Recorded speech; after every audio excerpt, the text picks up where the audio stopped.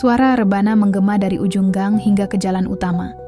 Bau bunga melati bercampur dengan kemenyan samar-samar tercium, menyatu dengan harum wangi-wangian dari para ibu yang berdandan rapi untuk melepas keberangkatan Bu Haji Nisa. Tak ada yang menyangka anak semata wayang Pak Umar, mantan guru SD itu, akan menjadi salah satu jamaah haji termuda tahun ini. Nisa duduk di ruang tamu rumah orang tuanya, mengenakan gamis putih panjang dan jilbab besar yang menjuntai hingga ke perut. Di hadapannya, puluhan warga berjejer menyalami, mengucapkan selamat, dan menitipkan doa. Tangannya bergetar, ia tersenyum seadanya. Di balik senyum itu, dadanya sesak luar biasa. Doakan saya bisa ketemu jodoh ya, Bu Haji. Titip doa biar anak saya lulus CPNS ya, Nis. Semoga Allah membalas kebaikanmu bisa naik haji di usia muda. Nisa hanya mengangguk, bibirnya bergetar membaca doa-doa singkat yang dia pelajari semalam di Google. Setiap ucapan selamat, setiap peluk hangat dari para tetangga terasa seperti cambuk yang mengoyak hatinya. Ia tahu benar kemana ia akan pergi. Tiketnya bukan ke Jeddah, bukan ke Madinah, bukan ke tanah haram yang suci, tapi ke Istanbul, sebuah kota di mana ia akan terlantar, membawa luka dan kebohongan yang baru saja dimulai. Seminggu sebelumnya, Nisa masih duduk di sebuah kantor agen perjalanan di Jakarta Barat. Di sana, ia menyerahkan uang puluhan juta rupiah ke seorang pria berjas yang berbicara sopan dan fasih tentang visa mujamalah, jalur cepat, dan paket eksklusif. Ia percaya, mereka memberinya koper, kain ihram, bahkan air zam-zam botolan palsu. Ia diberi pengarahan kilat yang terkesan meyakinkan. Ia terlalu mudah percaya, dan ia terlalu terdesak oleh waktu dan gengsi. Nisa tidak pernah daftar haji reguler, tidak punya bukti apapun ke Departemen Agama. Tapi di matanya, semua ini demi satu hal, harga diri di mata kampungnya. Mobil elf sewaan berhenti di depan rumah. Warga bersorak. Allahu Akbar. Terdengar diucapkan dengan semangat. Ayahnya Pak Umar berdiri kaku dengan mata sembab. Ibunya memeluk erat tubuhnya seperti enggan melepas. Anakku, semoga kamu sampai di tanah suci. Semoga Allah terima semua amalmu. Ibu bangga sekali. Suara ibunya gemetar. Nisa menggigit bibir. Ia ingin menangis, tapi ia menahan. Seorang ustaz kampung membacakan doa keberangkatan. Suaranya menggetarkan. Ya Allah, bimbinglah hamba-Mu ini dalam perjalanan sucinya. Ampuni dosanya. Terimalah hajinya sebagai haji mabrur. Dan di detik itu, Nisa merasa ingin menjerit. Ingin memeluk semua orang dan berkata, "Aku bohong. Aku bukan mau berhaji. Aku tertipu." Tapi lidahnya keluh. Kakinya sudah melangkah, dan matanya sudah ditutup air mata palsu. Saat mobil itu mulai bergerak menjauh dari desa, Nisa menoleh ke belakang. Puluhan warga melambaikan tangan, bersorak, berteriak ucapan selamat. Hanya satu kata terlintas di pikirannya. Apa yang sudah aku lakukan? Dan dalam diamnya, ia berdoa. Bukan untuk mendapatkan ampunan, tapi untuk diberikan kesempatan memperbaiki semuanya suatu hari nanti. Langit sore itu jingga, angin berhembus pelan membawa aroma tanah basah sisa hujan semalam. Warga sudah berkumpul di sepanjang jalan masuk desa sejak siang, membawa spanduk bertuliskan, "Selamat datang Bu Haji Nisa, semoga hajinya mabrur." Anak-anak berlarian sambil meniup trompet kecil, seolah menyambut kepulangan pahlawan. Kampung kecil itu, Dusun Sinarjati, memang selalu gegap gempita setiap kali ada yang pulang haji. Apalagi ini perempuan muda, belum menikah, anak dari guru senior yang disegani, dan satu-satunya jemaah yang katanya diberangkatkan lewat jalur khusus pemerintah pusat. Sebuah mobil travel putih berhenti tepat di depan gapura desa. Nisa turun dengan gamis putih bersulam emas dan jilbab panjang. Wajahnya berseri-seri, atau lebih tepatnya, dipaksakan untuk berseri. Ia tersenyum sambil membawa air zam-zam botolan dari bandara Turki, yang diberi stiker bertuliskan Mekah. Begitu kakinya menjejak tanah kampung, Tabuhan rebana kembali menggema. Ustaz Rofi'i, tetangga dekat rumah, langsung memeluknya dan mencium keningnya. Bu Haji, Masya Allah, kamu tambah bercahaya sekarang. Haji mabrur insya Allah. Nisa mengangguk lemah. Ia ingin bicara, tapi dadanya sesak. Di dalam mobil tadi, ia bahkan sempat ingin kabur, lari sejauh-jauhnya. Tapi disinilah dia, berdiri di antara lautan senyum, tepuk tangan, dan harapan. Ibunya menjerit pelan sambil memeluknya erat. Ya Allah, anakku, akhirnya pulang juga. Kami sekeluarga bangga sekali, nak. Bangga. Nisa memeluk ibunya kuat-kuat. Air matanya jatuh. Ia menenggelamkan wajahnya di bahu sang ibu, tapi bukan karena rindu atau haru. Ia menangis karena rasa bersalahnya makin tak tertahan. Dari arah belakang, datanglah rombongan ibu-ibu pengajian. Mereka membawa bunga, bingkisan, dan bahkan amplop berisi ucapan syukur. Salah satu dari mereka, Bu Minah, bahkan sempat berkata, "Malam Jumat besok kami tunggu ya di masjid. Bisa jadi Bu Haji mau sharing pengalaman di Multazam atau Arafah." Darah Nisa seketika seperti berhenti mengalir. Multazam? Arafah? Ia bahkan tidak pernah benar-benar tahu letak keduanya di peta. Semua yang dia tahu hanya dari brosur dan cuplikan YouTube yang ia tonton sekilas. Selebihnya, ia hanya mengarang cerita. Ia mengangguk lemah. Insya Allah, Bu, kalau Allah izinkan. Malam itu, rumah Nisa seperti lautan manusia. Semua warga datang, duduk bersila, mencium tangannya satu persatu. Seolah dia wanita suci yang telah bersentuhan langsung dengan Ka'bah. Di dalam kamar, ketika akhirnya ia bisa sendirian, Nisa mengunci pintu dan menangis sejadi-jadinya. Matanya merah, suaranya tercekat. Ia menatap wajahnya di cermin. Di hadapannya bukan seorang haji mabrur, tapi seorang pendosa yang terjerat oleh kebohongan yang dia ciptakan sendiri. Apa aku pantas disambut seperti ini, Tuhan? Namun kebohongan adalah jebakan yang semakin lama semakin sulit dihindari. Dan Nisa tahu, sekali ia mengaku, harga dirinya runtuh, nama orang tuanya hancur, dan kampung ini akan menjadikannya bahan ejekan sepanjang hidup.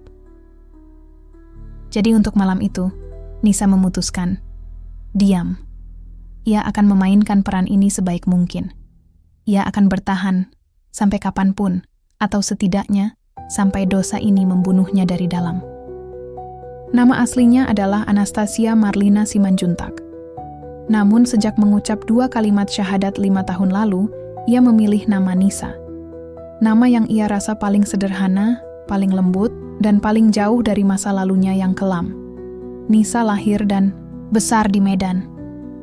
Ayahnya, Umar Simanjuntak, dulunya pendeta kecil di gereja kampung. Ibunya, Sarma Boru Pasaribu, penjual kue gereja dan pemimpin paduan suara. Tidak pernah ada dalam rencana hidup mereka untuk berpindah agama.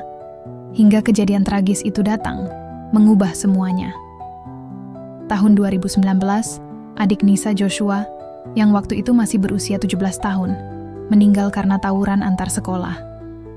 Mayatnya ditemukan di selokan, memeluk Alkitab kecil yang biasa ia bawa.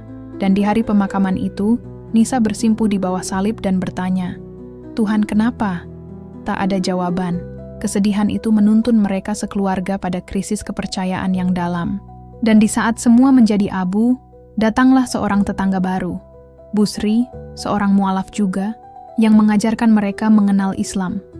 Pelan-pelan, tanpa paksaan, hanya dengan kasih sayang dan sabar. Nisa awalnya menolak, tapi ada ketenangan aneh ketika ia pertama kali mendengar suara azan subuh. Bukan karena paham maknanya, tapi karena ia merasa disapa. Ia mulai diam-diam membaca terjemahan Al-Quran, dan pada suatu malam yang sunyi, ketika hujan mengetuk genting, ia menangis sendiri sambil berdoa, "Tunjukkan aku jalan yang benar, Tuhan." Dan di pagi itu, ia memeluk Islam. Ayah dan ibunya pun akhirnya ikut, pelan-pelan. Mereka pindah ke Jawa, menetap di Pemalang, jauh dari keluarga besar yang tidak menerima keputusan mereka. Umar, sang ayah, berhenti memakai marga. Ia mendaftar sebagai guru honorer dan menamai dirinya Pak Umar bin Abdullah, meski tak tahu siapa Abdullah itu. Kehidupan mereka berubah, bukan hanya secara agama, tapi juga status sosial. Dari disegani menjadi dipandang sebelah mata. Beberapa tetangga menyebut mereka mu'alaf cari sensasi. Ada pula yang mengejek secara halus. Kalau cuman karena kecewa, semua orang bisa ganti Tuhan. Nisa tahu, dunia tidak sepenuhnya ramah pada orang yang memilih jalan berbeda. Tapi, ia bertahan. Ia belajar ngaji meski terbata. Ia sholat meski gerakannya sering salah. Ia puasa meski pingsan di hari pertama. Tapi semua itu justru membuat imannya tumbuh lebih kuat. Tapi satu hal yang tak pernah bisa ia lawan adalah rasa ingin diakui. Meski sudah berhijab, meski sudah rajin pengajian, di dalam hati Nisa selalu merasa seperti bukan orang Islam sungguhan. Ia tahu beberapa orang kampung masih meragukan keislamannya. Bahkan Ustaz Rofi'i pernah mengatakan di depan umum, mu'alaf itu harus istiqamah, jangan cuma Islam karena tragedi. Nisa menunduk, tapi hatinya seperti tercabik. Ia ingin sekali membuktikan bahwa ia layak hak, bahwa ia benar-benar seorang muslimah. Dan dalam perjalanan panjang itu, ada satu hal yang selalu menjadi simbol kesempurnaan dalam pandangan masyarakat. Naik haji. Bagi Nisa, naik haji bukan hanya soal ibadah, tapi juga pembuktian bahwa ia telah sampai. Ia ingin berdiri di barisan ibu-ibu masjid dan dipanggil Bu Haji, bukan karena gengsi, tapi karena penerimaan. Dan saat itulah ia mulai mencari cara. Namun hidup tak murah. Gaji sebagai pegawai toko busana di Jakarta hanya cukup untuk makan dan kirim sedikit ke orang tua. Ia coba tabung sedikit demi sedikit, tapi tak cukup bahkan untuk mendaftar antrean reguler. Lalu muncul tawaran dari seorang teman lama. Ada jalur cepat, sistem paket, visa langsung tembus, cuma 75 juta, tapi harus lunas dalam 2 bulan. Nisa ragu. Tapi rasa ingin diakui lebih besar dari rasa takutnya. Ia gadaikan semua perhiasan, meminjam dari koperasi, bahkan berbohong pada orang tuanya. Katanya ia menang undian dari kementerian. Maka berangkatlah ia. Tapi bukan ke Mekah. Ia malah diturunkan di Istanbul, diminta menunggu transit yang tak pernah datang. 3 minggu ia terlunta di negara orang, tinggal di asrama kecil, ditipu, ditelantarkan. Dan saat akhirnya ia pulang ke Indonesia, ia memutuskan untuk tetap berbohong. Baginya, kebohongan itu lebih ringan daripada mengatakan kebenaran, lalu dilihat kembali sebagai mu'alaf gagal. Malam itu, setelah pesta kepulangan hajinya selesai, Nisa duduk di sajadah usang milik ibunya. Ia bersujud lama, tak bersuara, hanya gemetar. Dalam sujudnya ia menangis. Ya Allah, aku tidak pantas menyebutmu, tapi aku tidak bisa hidup kalau jauh darimu. Ampuni aku, jangan cabut cahaya yang baru sebentar aku punya. Ia mengusap matanya, tapi dosa itu tak bisa hilang hanya dengan air mata. Dan kebohongan ini hanya baru dimulai.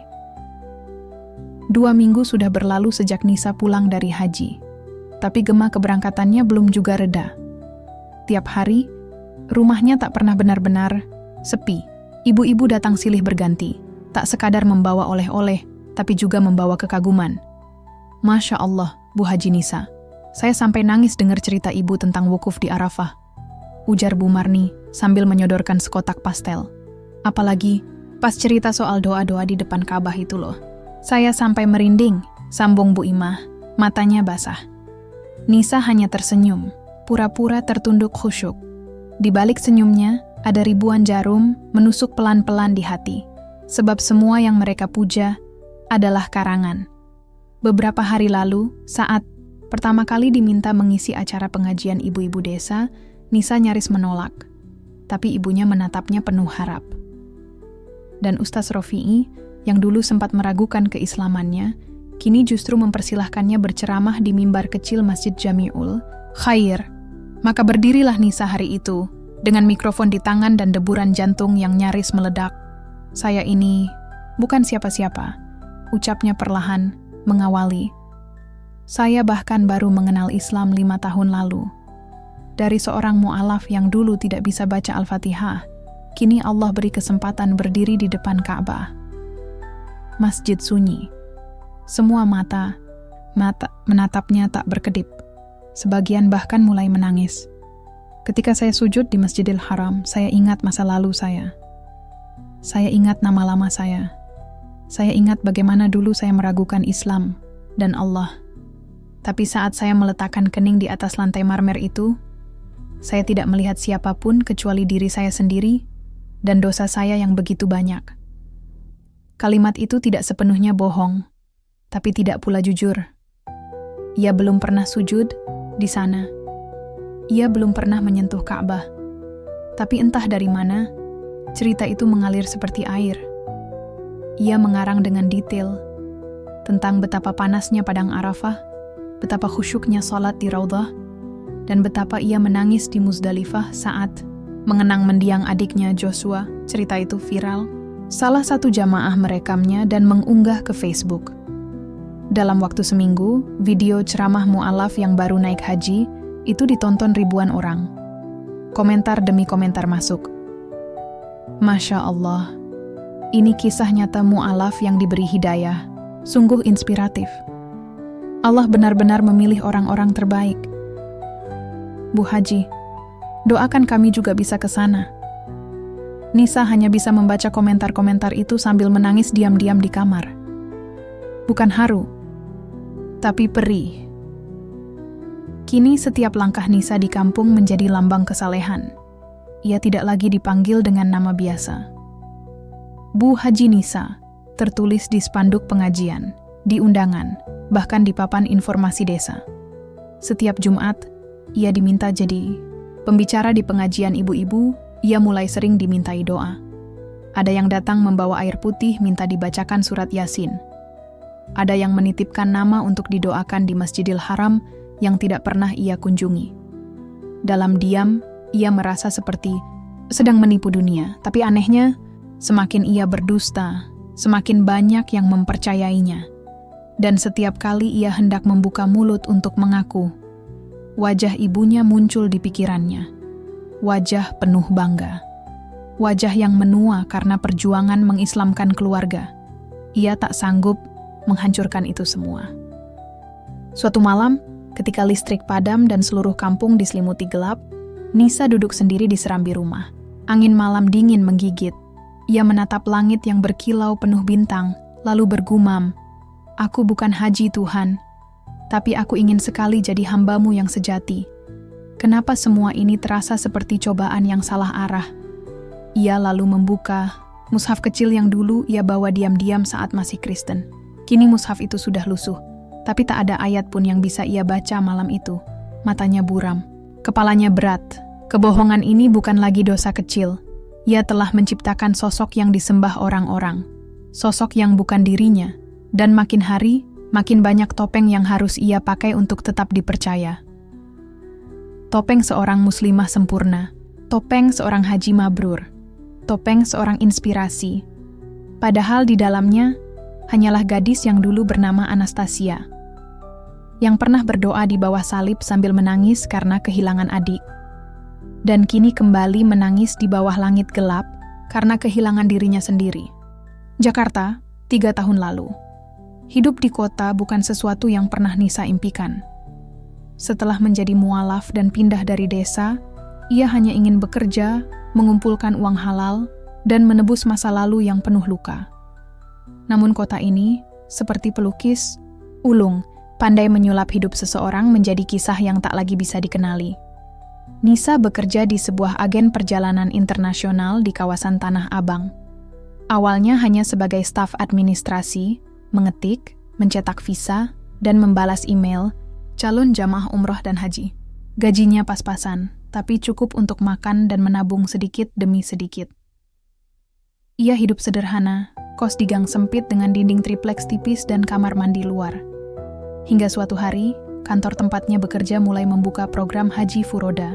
Haji tanpa antre, langsung berangkat. Biaya besar, tapi peminatnya tinggi, terutama di kalangan pejabat, artis dan orang-orang yang ingin naik haji karena gengsi. Nisa tidak mengerti banyak soal teknis awalnya, tapi lama-lama ia dipercaya lebih dalam, membantu pengurusan dokumen, kadang ikut rapat dengan pemilik biro. Disinilah ia pertama kali bertemu dengan Pak Dino, pria 50-an, berjas mahal, pemilik travel itu. Kata-katanya manis, tapi matanya tajam. Nisa bisa merasakan bahwa ia bukan orang sembarangan. Nisa, kamu tahu kan? Sekarang orang mau naik haji bukan cuma karena panggilan iman, tapi karena panggilan status, ujarnya suatu hari. Kalau kamu pintar, kamu bisa ikut bagian dari semua ini. Bantu saya, kamu akan hidup nyaman. Nisa diam saja. Ia hanya butuh pekerjaan. Tapi semakin hari, ia mulai melihat ada yang tidak wajar. Ada berkas palsu, ada visa yang tak jelas asalnya. Ada jamaah yang berangkat bukan lewat jalur resmi. Bahkan ada yang ternyata tidak pernah benar-benar berangkat, hanya difoto di bandara lalu pulang membawa sertifikat haji. Awalnya, Nisa ingin mundur. Tapi saat ia ingin berhenti, Pak Dino justru menawarinya satu kesempatan besar. Kamu kan mu'alaf, banyak yang simpati sama cerita kamu. Gimana kalau kamu juga ikut program kita? Aku? Naik haji? Nisa terperangah. Tenang, kamu nggak perlu benar-benar berangkat. Kita atur. Cukup paspor, foto-foto, dan sedikit cerita. Kalau berhasil, kamu bisa jadi testimoni paling kuat. Orang-orang akan percaya. Dari situ, karier kamu bisa naik, bahkan bisa jadi tokoh publik. Nisa ingin menolak, tapi malam itu ia pulang ke kosnya, memandangi foto adiknya yang meninggal dalam kecelakaan bertahun-tahun silam. Dulu, ia bersumpah akan menebus hidupnya, agar keluarganya yang kini muslim bisa bangga padanya. Dan itu malam pertama, ia mulai tergoda. Beberapa bulan kemudian, ia berangkat. Ia tidak pernah benar-benar naik pesawat ke Arab Saudi. Ia hanya dikirim ke Singapura, disuruh mengambil foto di bandara dengan pakaian ihram lengkap, lalu dibawa ke studio foto untuk mengedit gambar latar Masjidil Haram. Di situ, ia menangis. Bukan karena haru, tapi karena malu. Tapi ketika ia melihat hasilnya, ia pun diam. Foto itu terlalu meyakinkan. Apalagi sertifikat dan koper bertuliskan Haji 2024 yang diberikan kantor. Satu kali dusta, dan ia berpikir akan berhenti di situ. Tapi ternyata itu adalah awal dari jurang yang tak berdasar. Selama setahun penuh setelah perjalanan haji itu, hidup Nisa berubah drastis. Ia diundang mengisi testimoni di seminar biro travel. Ia diminta tampil di media sosial kantor. Bahkan sempat diundang dalam acara komunitas mualaf internasional. Alhamdulillah, dulu saya berpikir, mana mungkin mualaf seperti saya bisa naik haji. Tapi ternyata, Allah bisa beri jalan. Kalimat itu selalu diucapkannya. Dingin, kosong. Tapi semua orang percaya, uang pun mengalir. Ia dibayar per testimoni. Ia mendapat bonus dari setiap jamaah yang mendaftar setelah melihat ceritanya. Gaji naik, tempat tinggal pindah ke apartemen kecil di pinggir kota. Tapi setiap malam, ia menangis. Dalam diam, di kamar mandi. Sebab, bukan ini yang ia doakan dulu, saat pertama kali mengucap 2 kalimat syahadat. Tapi jalan pulang ke desa, membuka luka yang tak pernah sembuh. Ketika ia melihat ibunya tersenyum bangga, tetangga memujanya, dan anak-anak menghafal ceritanya, ia ingin sekali berteriak. Aku tidak pernah ke sana, aku tidak pernah menyentuh Ka'bah, semua ini bohong. Namun mulutnya terkunci. Terlalu banyak orang yang percaya, dan lebih dari itu, terlalu besar dosa yang sudah ia bangun sendiri. Langkah. Kaki Nisa menyusuri jalan tanah di kampung halamannya terasa berat. Meskipun sinar matahari sore menyelimuti desa dengan kehangatan, dadanya justru terasa membeku. Wajah-wajah ceria menyapanya dengan senyum, tangan-tangan ramah menjabatnya, dan ucapan-ucapan selamat terus mengalir seperti arus sungai yang tak bisa dihentikan. Alhamdulillah Nisa, kami bangga sekali. Kau mualaf pertama dari kampung ini yang bisa naik haji. Luar biasa. Doakan kami juga ya, Sa. Semoga rezeki kami nyusul kayak kamu. Anak ibu memang beda, haji beneran, bukan abal-abal. Semua itu menghantam hatinya lebih keras daripada tamparan manapun. Ia hanya bisa menunduk, mengangguk pelan, dan sesekali memaksakan senyum yang terasa seperti luka terbuka yang dipaksa ditutup dengan kertas tipis. Malam pertama di rumah ibunya, yang sederhana, ia hanya bisa duduk memeluk lutut di kamar lamanya. Gorden kuning pudar, kasur tipis dengan bantal kecil, dan lemari tua di pojokan masih sama seperti dulu. Tak ada yang berubah, kecuali dirinya. Di dinding tergantung foto keluarga saat mereka baru saja menjadi mualaf, saat semuanya masih bersih, saat ibunya menangis haru mendengar azan pertama dari dalam rumah sendiri, saat mereka saling belajar baca Quran dengan terbata-bata, dengan semangat tulus, saat Nisa, remaja waktu itu, bersumpah ingin menjadi perempuan muslimah yang baik. Tapi kini, ia kembali ke rumah dengan gelar hajjah palsu. Dan malam itu, ia menangis sejadi-jadinya, membekap mulutnya dengan bantal agar sang ibu tak mendengar. Air matanya jatuh tanpa bisa ditahan. Bukan hanya karena dosa yang menumpuk, tapi karena rasa kehilangan yang sangat dalam, kehilangan dirinya sendiri. Pagi harinya, ia diajak ibu berkunjung ke masjid. Imam masjid bahkan memintanya duduk di depan, diminta memberikan testimoni singkat setelah sholat duha. Coba sampaikan, Sa, biar anak-anak muda di sini juga termotivasi. Nisa berdiri, lututnya gemetar. Alhamdulillah, perjalanan haji, saya adalah anugerah yang luar biasa. Sebagai mu'alaf, saya merasa dipeluk langsung oleh Allah. Ia berhenti. Kerongkongannya tercekat. Saya melihat Ka'bah dan rasanya seperti pulang. Kalimat itu berhasil membuat jamaah terisak. Tapi bagi Nisa sendiri, kalimat itu adalah cambuk. Karena kenyataannya, ia tak pernah melihat Ka'bah. Ia bahkan tak pernah melangkah ke tanah suci. Semua hanya skenario. Saat kembali duduk, anak-anak kecil menatapnya dengan kagum. Para ibu menyentuh bajunya, minta didoakan. Bahkan imam berkata, "Engkau contoh bagi kita semua." Nisa menunduk dalam-dalam, hatinya hancur. Beberapa malam kemudian, ia berdua dengan sang ibu di dapur. "Nisa, ibu tahu kamu sudah jauh berubah. Kamu bukan anak kecil yang dulu keras kepala. Tapi waktu kamu cerita tentang Ka'bah, ibu bisa lihat air mata kamu bukan air mata biasa. Itu air mata seseorang yang benar-benar dicintai Allah." Nisa tercekat. Ibunya menatapnya penuh kasih. Ibu cuma mau bilang, "Kamu anak baik, Sa. Dan semoga semua yang kamu lakukan itu berkah." Semua yang kamu lakukan itu berkah. Kalimat itu menusuk jantungnya. Ia ingin berteriak, "Tidak, Bu, semua ini bohong. Aku tidak pergi ke Mekkah. Aku cuma ke Singapura. Aku bukan hajah sungguhan." Tapi ia tak bisa. Ia hanya memeluk ibunya dan diam-diam berdoa agar Allah membalas kejujuran yang belum sempat ia ucapkan. Dalam doa malamnya, untuk pertama kali sejak bertahun-tahun, Nisa tak meminta ampunan.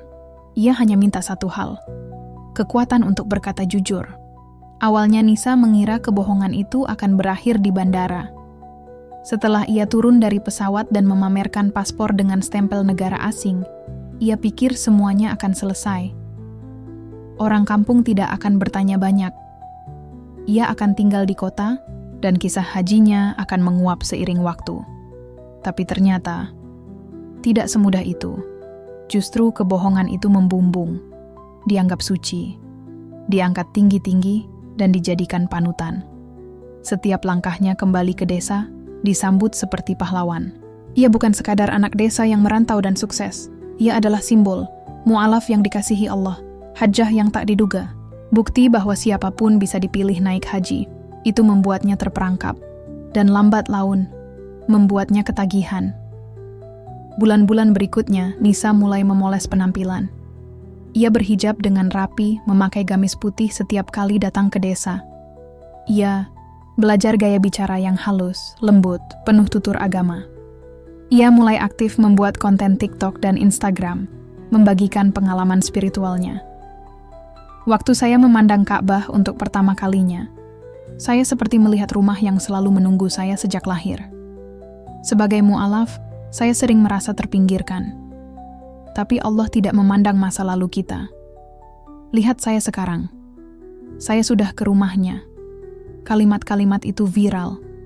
Ia mulai diundang ke acara komunitas. Beberapa orang bahkan menyebutnya hajjah inspirasi.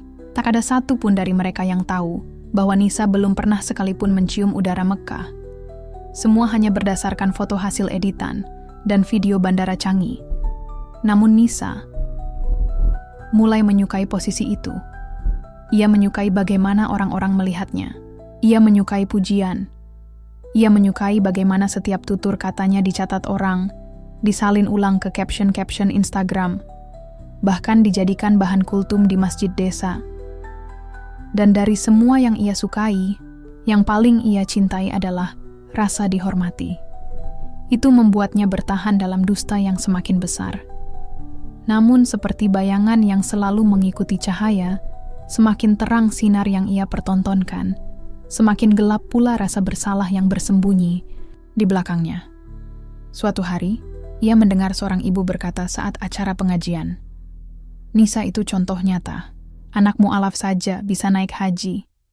Masa kita yang dari kecil muslim nggak malu?" Ucapannya menusuk telinga Nisa. Ia tertawa kecil, menunduk, tapi di dalam, jiwanya seperti digerogoti. Ia bukan contoh baik. Ia bukan pemenang. Ia hanya penipu. Malam itu, di kota, Nisa duduk sendiri di balkon apartemen mungilnya. Langit gelap, lampu-lampu tinggi memantul di jendela. Tangannya memegang cangkir teh hangat yang tak disentuh. Ia membuka folder di laptop, memandangi kembali semua foto perjalanannya. Foto di depan replika Ka'bah buatan di Singapura. Foto koper Haji Furoda dari kantor. Sertifikat palsu. Testimoni palsu, dan satu folder penuh screenshot pujian orang-orang. Hajjah Nisa, saya jadi ingin berhijrah. Doa saya terkabul setelah lihat cerita kakak. Kak, terima kasih sudah jadi inspirasi hidup saya. Mualaf sepertiku jadi semangat lagi. Tangannya gemetar. Ia memencet tombol delete, tapi tak sanggup. Ia hanya bisa menutup laptop dan membenamkan wajah di lutut. Karena di dalam hatinya, ia tahu, ini bukan lagi soal uang, bukan lagi soal Pak Dino, atau kantor travel yang licik itu. Ini soal dirinya sendiri. Dan betapa ia tak siap kehilangan semua pengakuan yang telah membutakan hatinya. Nisa masih ingat hari ketika ia pertama kali mendaftar haji. Bukan haji reguler dari pemerintah, terlalu lama antrenya. Tapi Haji Furoda, katanya. Jalur undangan dari kerajaan Arab Saudi. Cepat, eksklusif, tanpa antre bertahun-tahun. Waktu itu, ia bahkan merasa bangga bisa mengakses jalur itu. Kamu tahu Nisa, jalur Furoda itu kayak tiket emas, kata Pak Dino. Atasan sekaligus orang yang memperkenalkannya ke biro travel, tempat ia mendaftar. Kamu orang baik, kamu mu'alaf. Kamu harus ke sana, kamu pantas dapat ini. Biar hidupmu berubah. Bayarnya gimana, Pak? Nggak usah pikirin, nanti saya bantu atur. Waktu itu Nisa tidak berpikir panjang. Di matanya, ini semacam mukjizat, sebuah jawaban dari langit. Ia akan bisa jadi contoh, mu'alaf yang dipanggil Allah. Semua prosesnya tampak resmi. Kantor biro travelnya mewah. Ada logo-logo kementerian. Ada banner berisi testimoni jemaah haji tahun-tahun sebelumnya. Mereka memberikan koper berlogo haji, rompi, buku manasik, dan bahkan paspor yang katanya sudah terdaftar. Tenang, Sa. Ini asli. Kita kerjasama langsung dengan pihak Arab Saudi. Ini jalur cepat, elit. Tapi hari keberangkatan, semua tak sesuai rencana. Bukannya ke Mekkah, rombongan mereka justru transit di Singapura. Cuma sebentar, transit teknis. Nanti malam kita lanjut, kata salah satu staf biro. Tapi malamnya, tak ada keberangkatan. Dan pagi harinya, muncul berita di TV tentang puluhan calon jemaah haji jalur Furoda yang gagal berangkat karena visa tak sah. Nisa panik. Ia menghubungi Pak Dino. Tapi lelaki itu menghilang. Kantor biro pun kosong. Semua hanya tinggal papan nama. Ia menangis malam itu. Tapi kemudian datang godaan besar. Ia sudah sampai bandara. Ia sudah berpamitan sebagai calon haji. Ia sudah pakai gamis dan koper besar. Tak ada yang tahu kalau ia gagal berangkat. Tinggal sedikit rekayasa, dan semua akan tetap terlihat suci. Dan begitulah awal mula dusta panjang itu dimulai. Beberapa hari di Singapura ia habiskan di kamar hotel murah, berdiam, menangis, tak tahu arah. Ia menonton video-video Mekah dari YouTube, membayangkan seandainya ia betul-betul ada di sana. Sesekali ia mengambil foto dirinya mengenakan mukena putih, latar belakangnya dinding polos, lalu ia blur gambarnya dan tulis caption, "Ya Allah, aku tak pantas, tapi Engkau panggil aku." Postingan itu meledak. Ribuan suka, ratusan komentar, dan sejak saat itu, Nisa sadar, kebohongan ini bisa jadi peluang. Peluang untuk dikenal, dipuji, dianggap istimewa. Ia kembali ke Indonesia dengan membawa narasi. Dirinya telah menjadi Hajjah Nisa, mu'alaf yang dipanggil Allah lewat jalur istimewa. Padahal yang ia bawa dari Singapura hanya visa turis dan setumpuk rasa malu. Tapi malam-malam belakangan ini, semua kembali menghantui. Bukan hanya rasa bersalah, tapi juga ketakutan. Karena entah dari mana, desas-desus mulai muncul. Teman-teman lama di Jakarta mengirim pesan, "Sa, kamu beneran naik haji? Kok ada yang bilang kamu cuma liburan ke luar negeri? Nisa, dulu kita kan bareng-bareng ya pas daftar. Kok kamu bisa dapat duluan? Ada tuh berita viral tentang penipuan Haji Furoda. Kamu ikut yang itu nggak sih?" Pesan-pesan itu menyesakkan. Ia tak lagi bisa tidur dengan tenang. Ia tahu, dinding, kebohongannya mulai retak. Awalnya hanya lirikan. Sekelompok ibu-ibu pengajian desa yang biasanya memeluk Nisa hangat, kini hanya melempar senyum tipis. Ucapan, "Masya Allah, Hajjah," berubah jadi gumaman tanpa makna. Kemudian datang desas-desus. Pelan, tapi menyayat. Katanya, nggak ada cap visa haji di paspornya.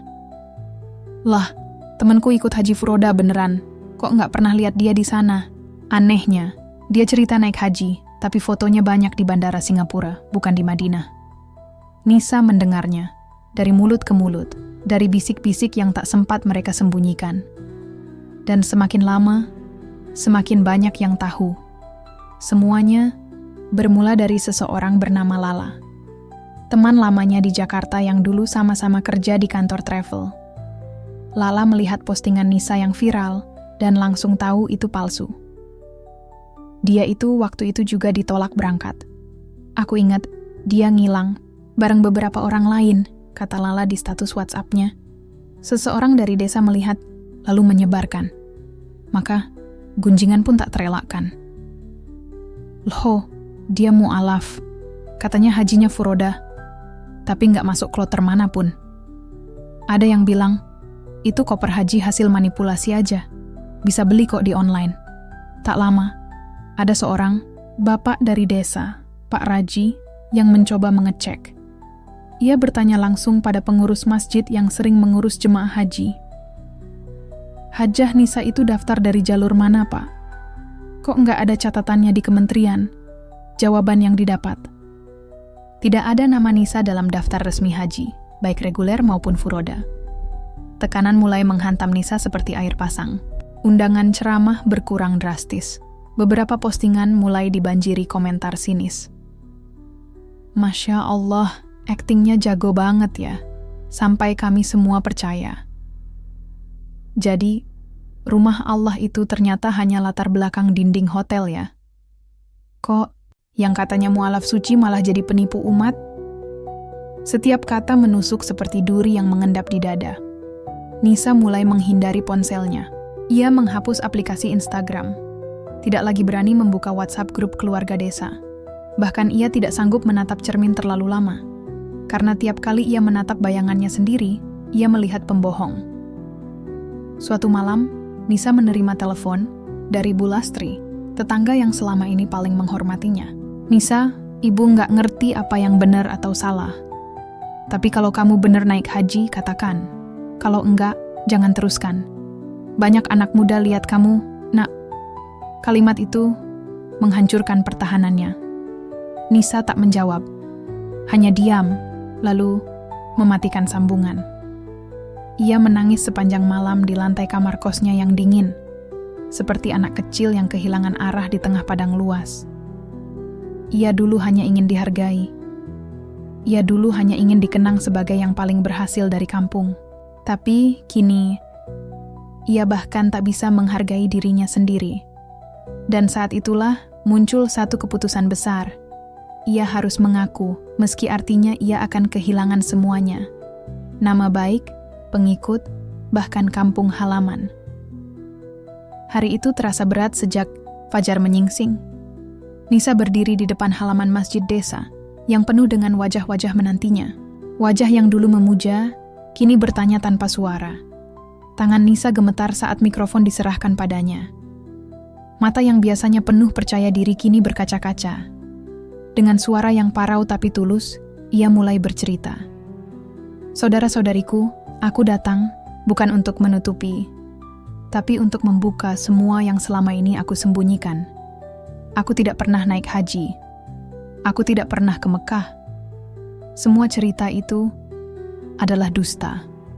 Aku terjebak dalam kebohongan yang semakin lama semakin sulit aku hentikan. Suasana, hening, hanya suara angin yang terdengar. Beberapa orang menunduk, ada yang menatap tajam, ada yang menyeka air mata.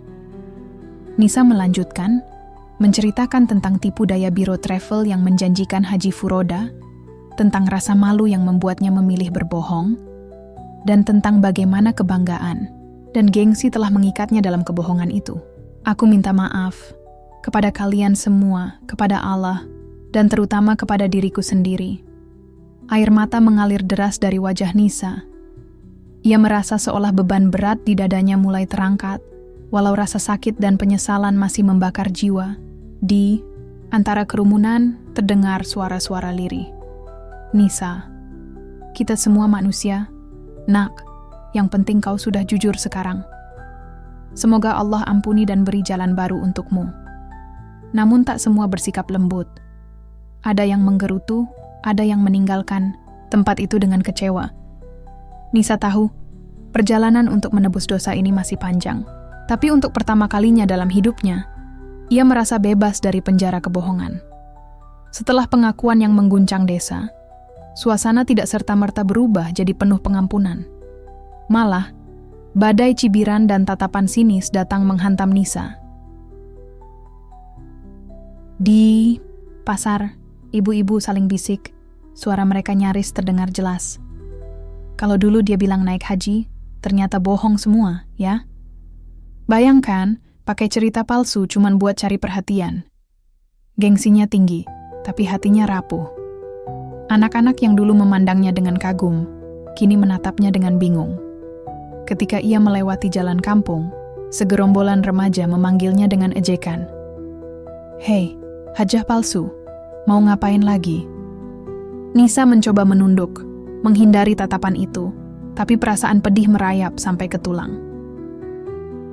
Di media sosial, komentar pedas membanjiri postingan yang berusaha ia buat untuk memohon maaf dan memulai hidup baru. Penipu, jangan kira kami bodoh. Haji bukan cuma soal foto dan cerita, tapi niat dan keikhlasan. Kamu bukan teladan, kamu contoh buruk buat mualaf. Namun, di tengah badai itu, ada juga segelintir suara kecil yang menyemangati. Kita semua pernah salah. Yang penting dia berani jujur. Semoga Nisa kuat dan bisa bangkit. Setiap kata itu menjadi penopang kecil di tengah reruntuhan harga diri. Nisa mulai belajar menata hati, menerima bahwa proses penebusan tidak semudah membalikkan telapak tangan. Ia berusaha bangun dari reruntuhan cibiran, tahu bahwa jalan ini berat, tapi tak bisa ia hindari. Setelah badai cibiran yang tak henti, Nisa merasa kampung halamannya sudah bukan lagi tempat untuknya bertahan. Tatapan sinis, bisik-bisik kejam, dan pengucilan membuat hatinya terkoyak. Ia tahu, meski sudah mengaku dan minta maaf, beberapa luka di hati orang-orang tak mudah sembuh.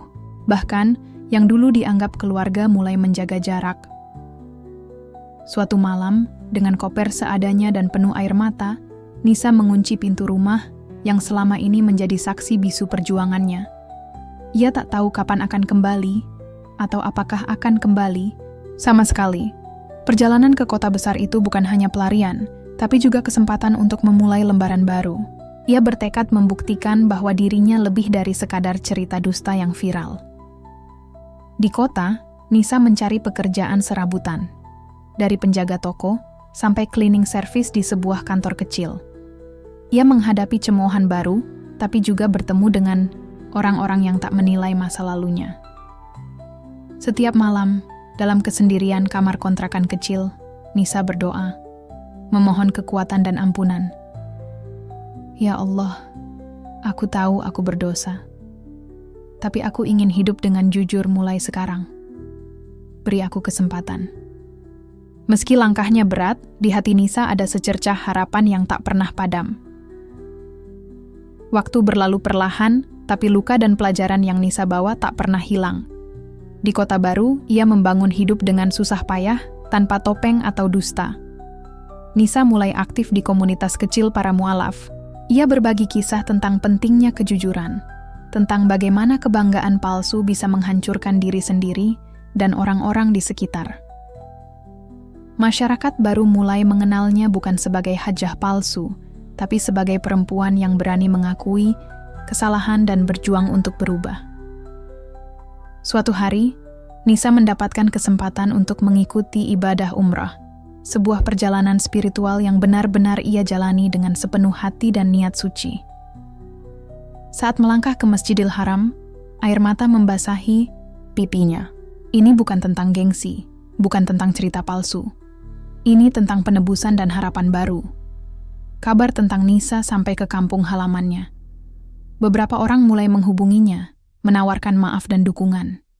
Ia tahu, pintu maaf akan selalu terbuka.